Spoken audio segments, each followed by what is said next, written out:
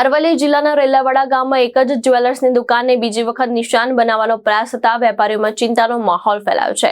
ઘટનાને લઈને ઈસરી પોલીસના નાઇટ પેટ્રોલિંગ સામે પણ સવાલ ઉઠી રહ્યા છે। આશરે 15 દિવસ પહેલા જ આ દુકાનમાં ચોરી થઈ હતી, ત્યારે ગત રાત્રે દુકાનનું આગળનું શટર તેમજ પાછળના ભાગનું પતરું તોડી અંદર પ્રવેશવાનો પ્રયાસ કરવામાં આવ્યો હતો। ઘટનાની જાણ થતા વેપારી અને સ્થાનિક લોકોમાં ચિંતાનો માહોલ જોવા મળ્યો હતો।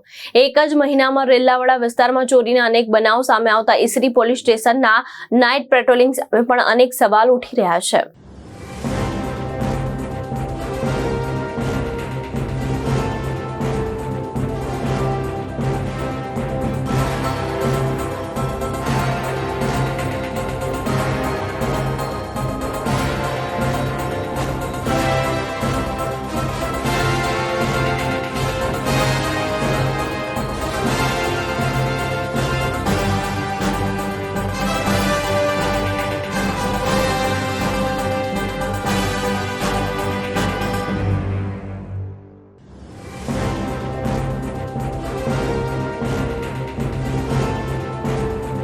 सचिन कुमार नारायणलाल है। रेलावाड़ा बस स्टेण्ड पर मारी शॉप आवेली है, जेनु नाम है श्री लक्ष्मीनारायण ज्वेलर्स। आज थी 15-16 दिवस पहला मारी दुकान पर चोरी थई।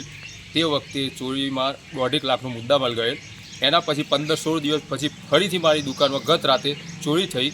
आगळना भागे शटर अंदर करी ने चोर अंदरथी शुं सामान लई गया ए बधुं जाण हवे जोईए।